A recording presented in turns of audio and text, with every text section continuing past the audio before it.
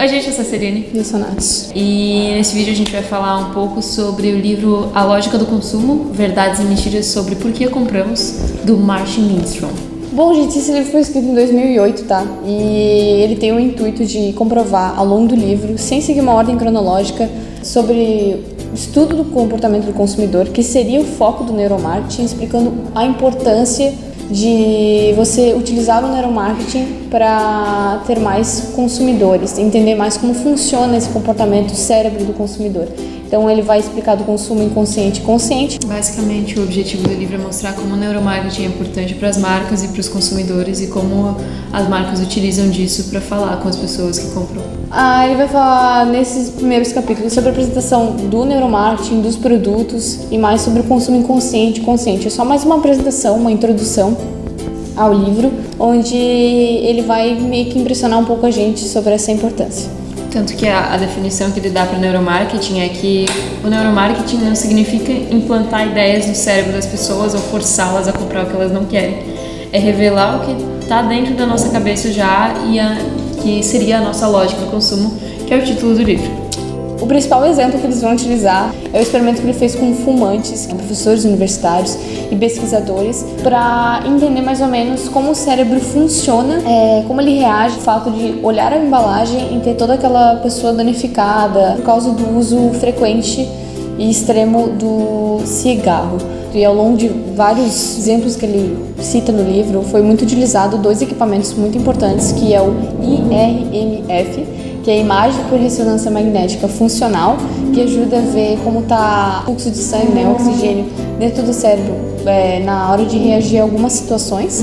E nós também temos o TEE, que significa Topografia do Estado Estável. Ele ajuda a medir as vibrações do cérebro e isso é muito importante para a maioria das pesquisas que eles fazem, até porque vê como o consumidor vai reagir a situações, o que ele normalmente não falaria numa pesquisa tradicional, que também é um dos pontos que ele vai contra ao longo do livro, mostrando mais ainda a importância do neuromarketing para as marcas. Bom, a partir disso, o autor começa a dar vários exemplos como rituais, superstições e mensagens subliminares. Por exemplo, que é proibida mostrar a marca do cigarro, né, fazer propaganda de cigarro na TV, ou em qualquer meio de comunicação.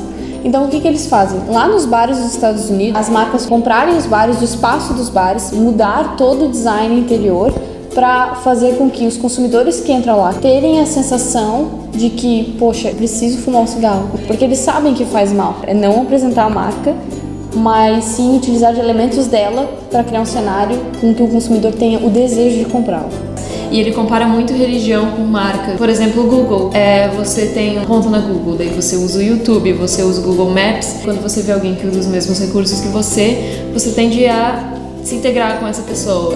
Coisas como jogos de futebol, que as comunidades são muito unidas por um fim, e isso gera mais consumo como uma fidelidade. Ou quando você vai ao McDonald's e você sente o cheiro do ambiente e te dá vontade de consumir. O livro tem um capítulo inteiro sobre sentidos e fala sobre todos os 5 sentidos. Fazendo um adendo para o que a Celine falou, uma das principais coisas que eles vão focar no neuromarketing é a questão dos recursos sensoriais, fatores muito motivacionais da nossa compra. Capítulos finais, ele vai se aprofundar mais no neuromarketing, como por exemplo o cigarro que não sai fumaça. Quando você fuma e sai a fumaça, é aquela sensação de que o cigarro está funcionando. Fechamento do livro, ele vai concluir que quão é importante o neuromarketing para o futuro das marcas e produtos, como os recursos sensoriais são, se muito bem utilizados, eles vão ajudar bastante no aumento do consumo das marcas e como é importante entender o comportamento do consumidor. E se você quiser que a gente faça mais disso, deixa aqui nos comentários mais sugestões. Tchau, Beijo! Gente.